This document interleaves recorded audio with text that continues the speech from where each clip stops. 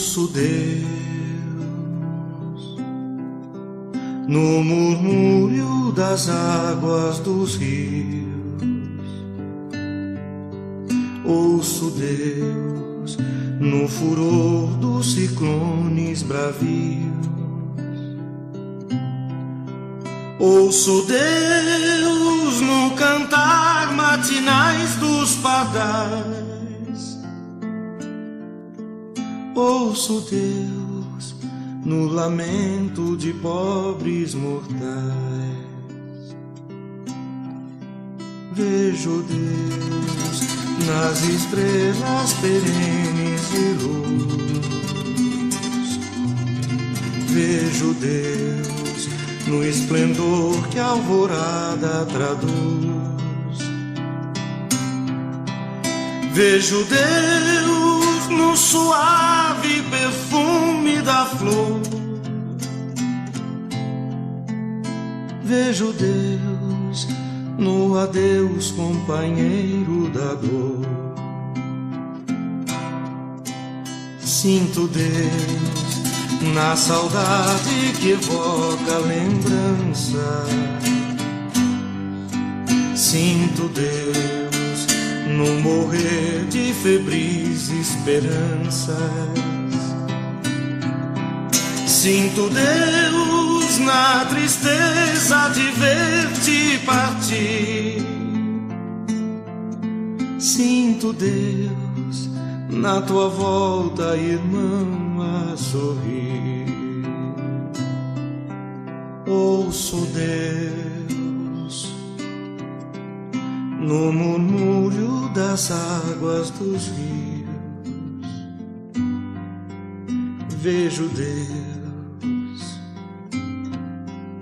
no furor de ciclones bravios. Sinto Deus no cantar matinais dos pardais. Ouço Deus no lamento de pobres mortais.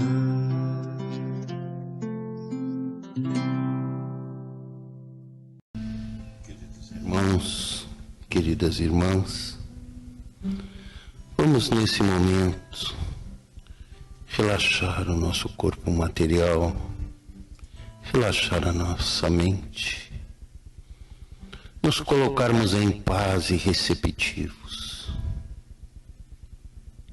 para tentar, através da nossa compreensão, absorver as palavras do Mestre Jesus, que nos disse: bem-aventurados aqueles que sofrem, elevando os nossos pensamentos a Deus e a Jesus. Vamos nesse momento orar aquele poema de luz e amor que o Cristo nos deixou,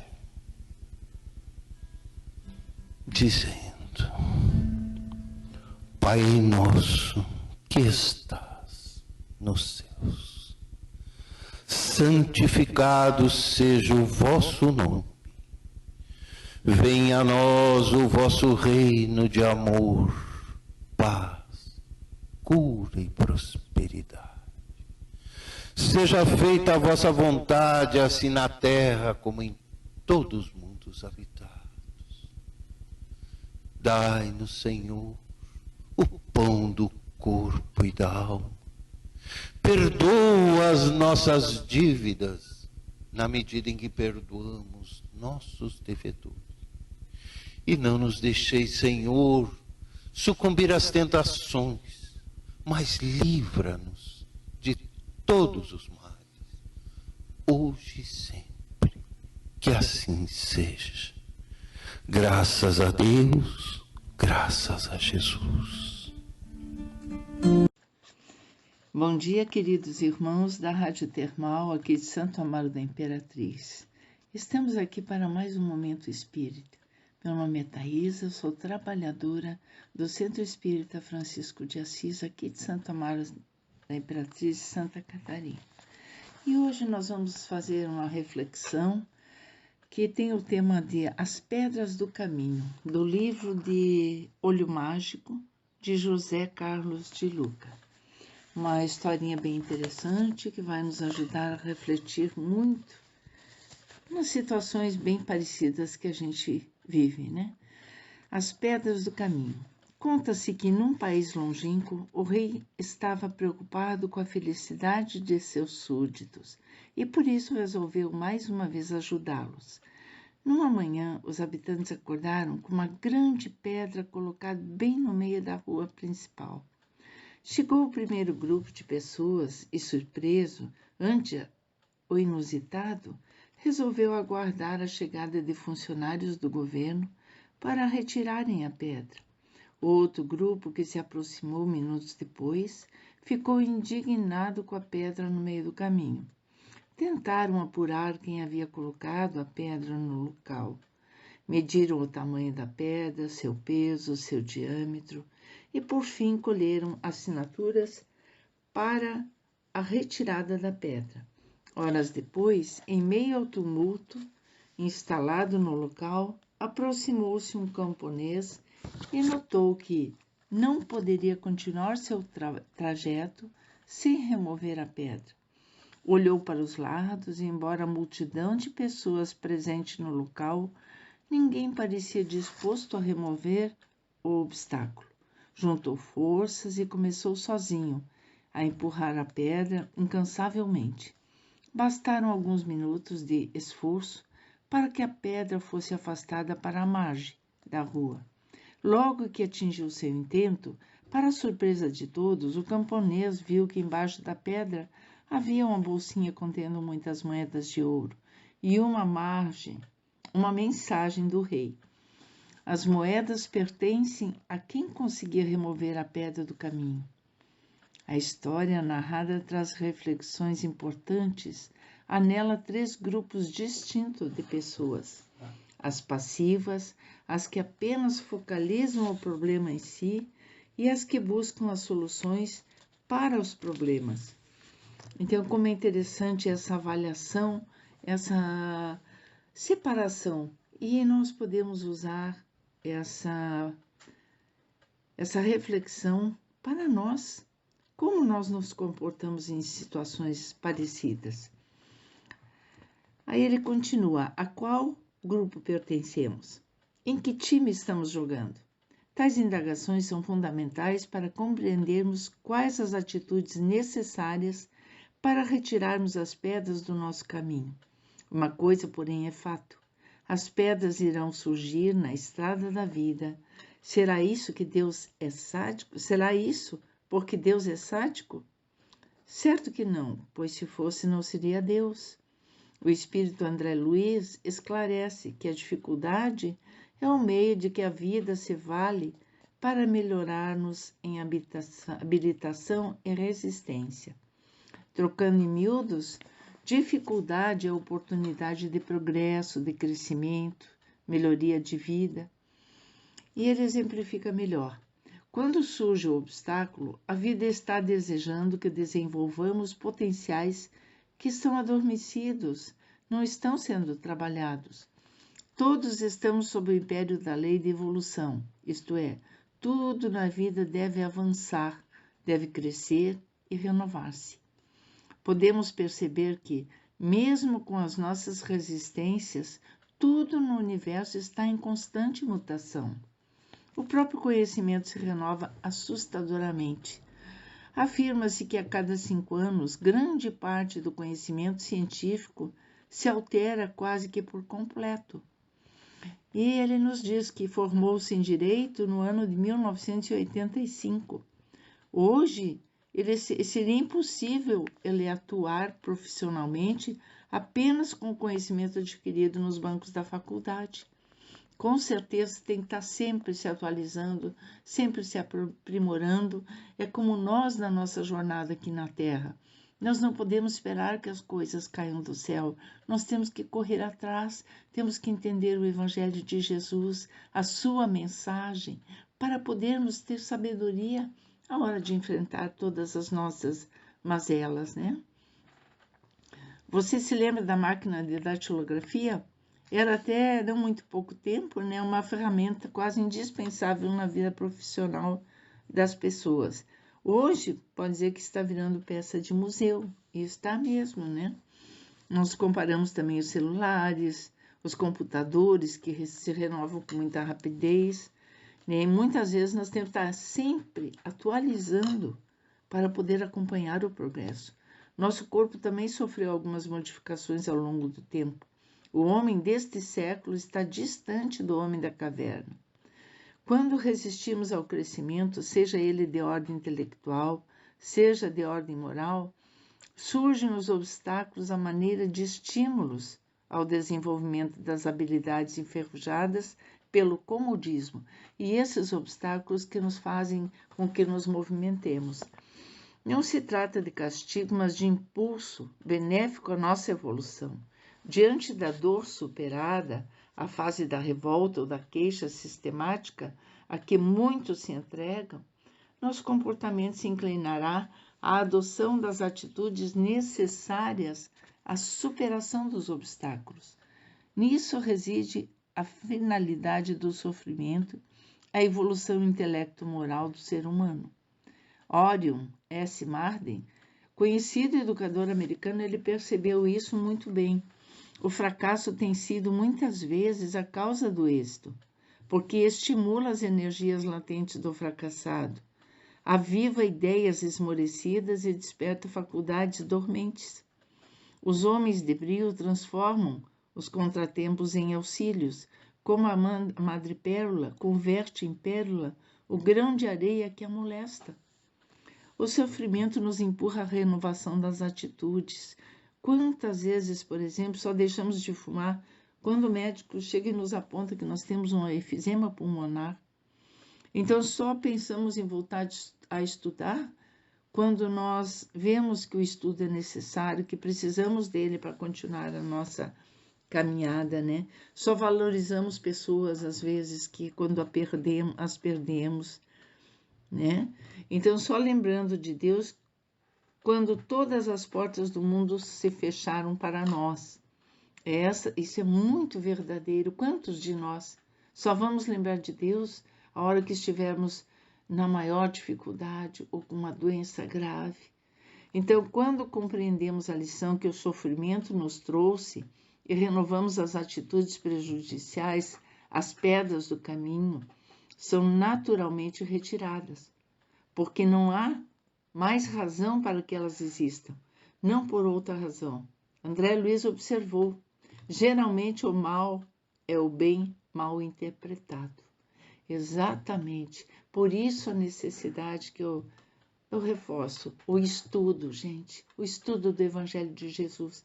Dentro do Evangelho nós vamos encontrar todas as respostas que precisamos para entender a nossa estada aqui na Terra, a nossa passagem por aqui.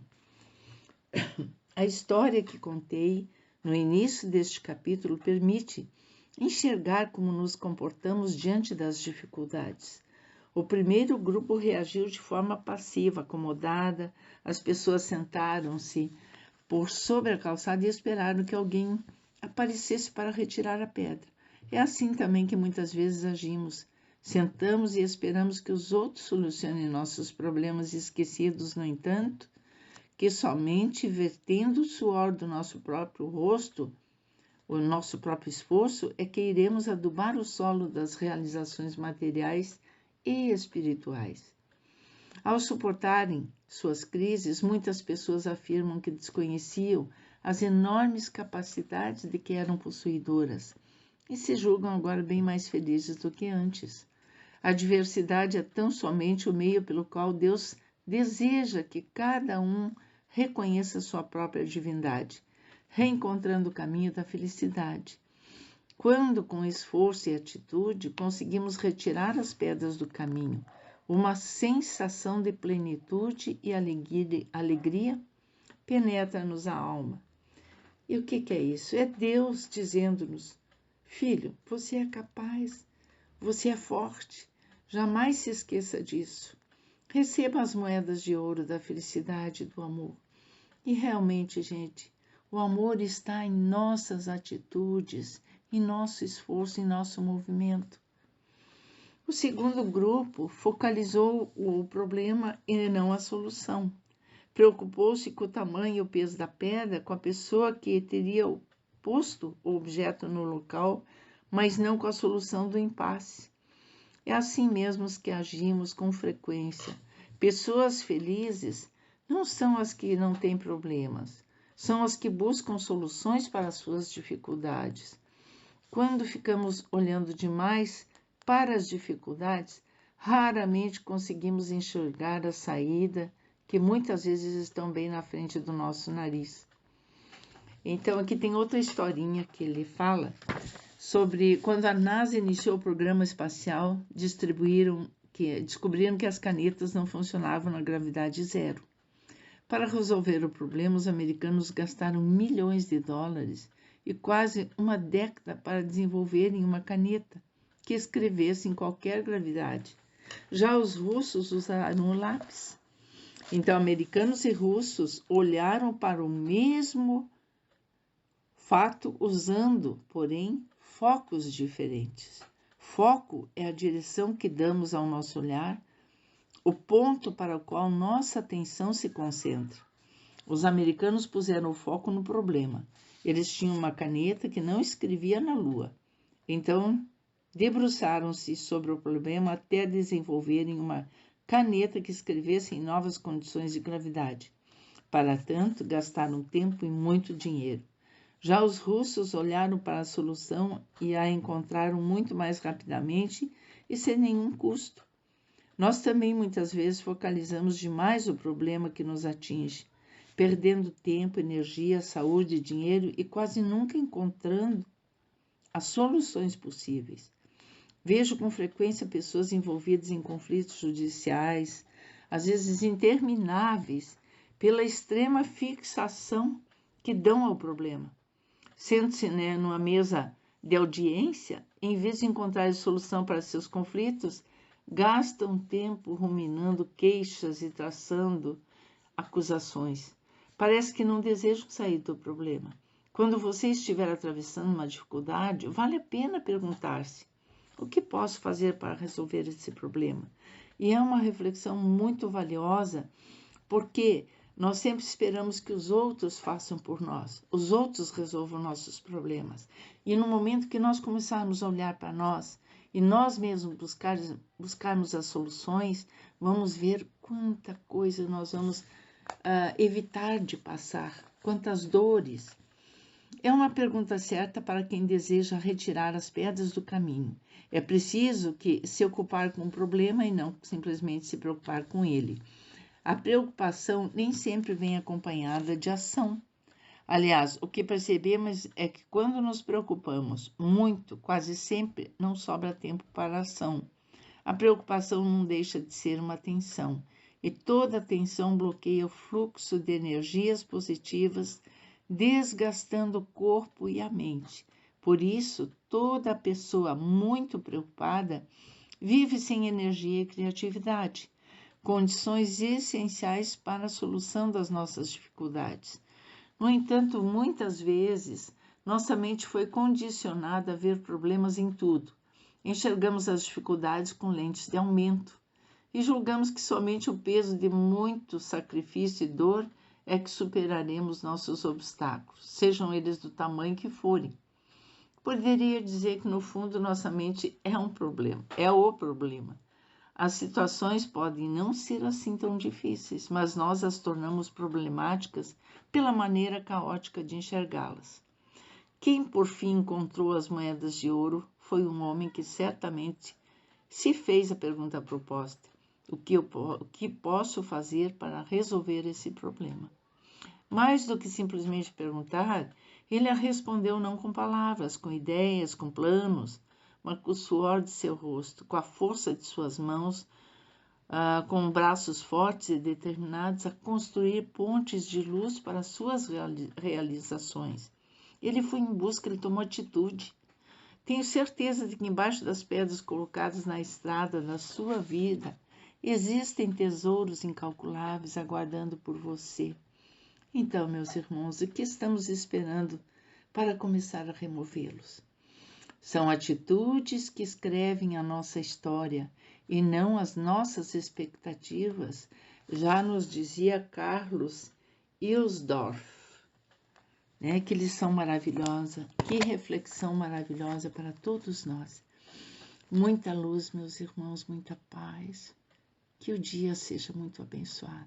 Gratidão, que assim seja.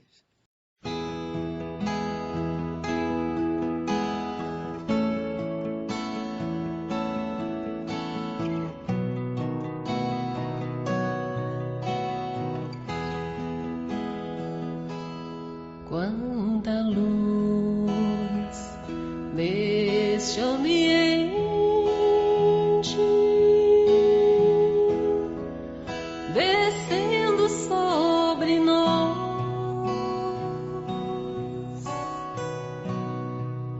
vibrando em nossas mentes.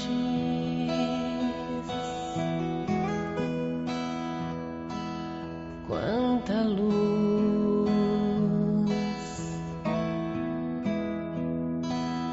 quando assim em prece,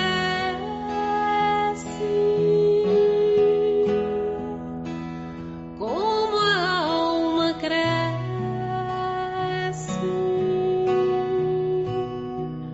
aos olhos de Jesus.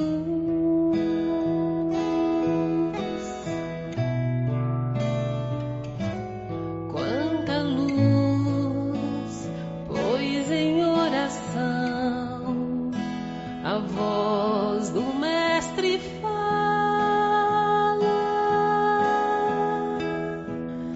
aos nossos corações. Quanta luz descendo sobre nós. Quanta luz, quanta luz, quanta luz, pois em oração a voz do Mestre fala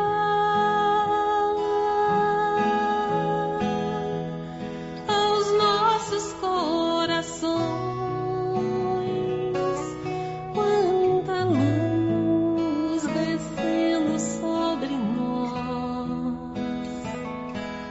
Quanta luz, quanta luz.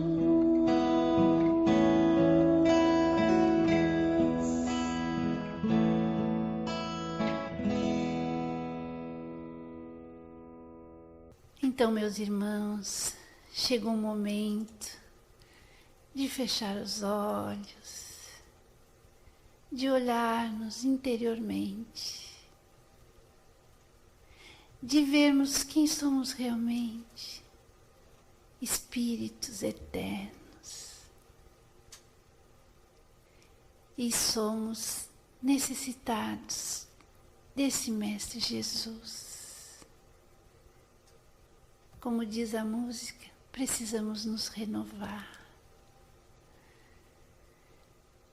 Elevemos os pensamentos, meus irmãos, a Jesus, rogando.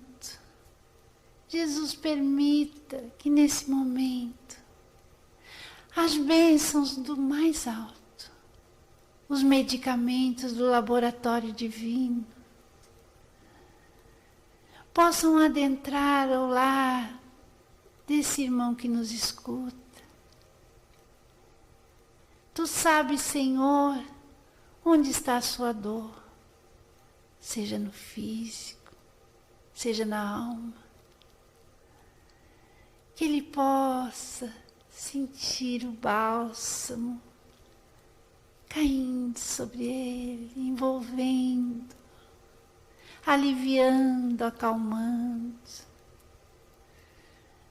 curando.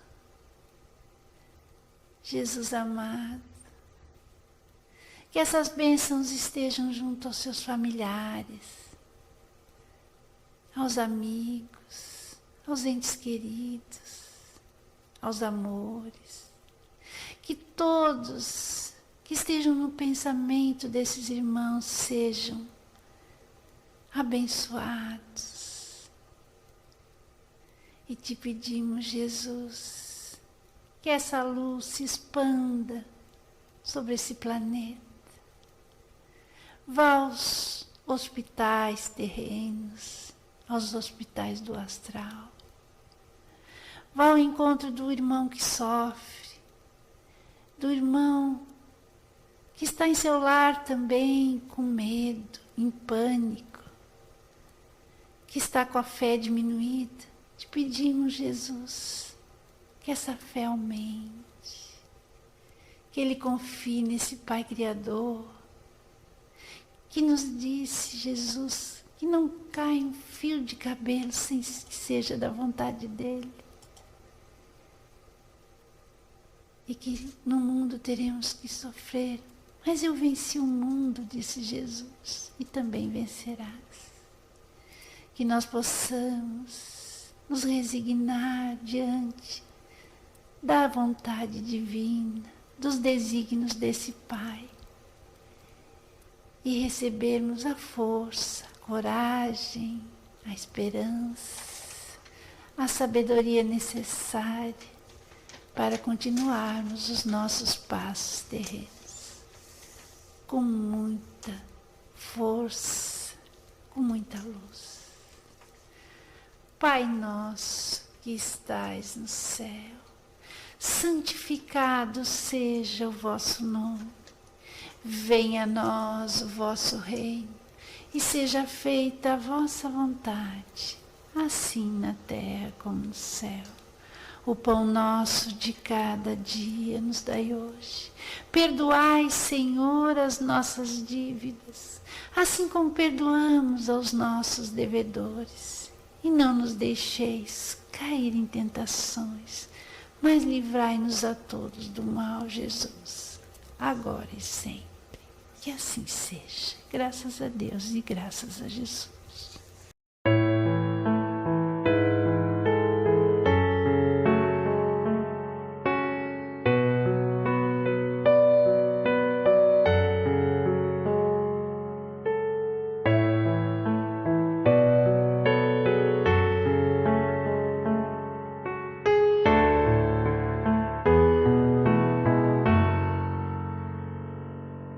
Senhor, fazei-me instrumento de vossa paz. Onde houver ódio, que eu leve o amor. Onde houver ofensa, que eu leve o perdão. Onde houver discórdia, que eu leve a união. Onde houver dúvida, que eu leve a fé.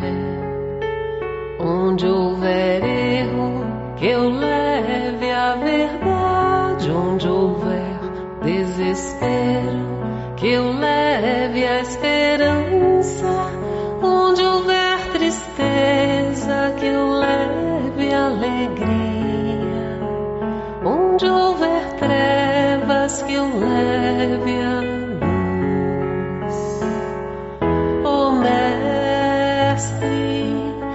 fazei que eu procure mais consolar que ser consolado, compreender que ser compreendido, amar que ser amado, pois é dando que se recebe, é perdoando que se é perdoado, e é morrendo que se vive para a vida eterna.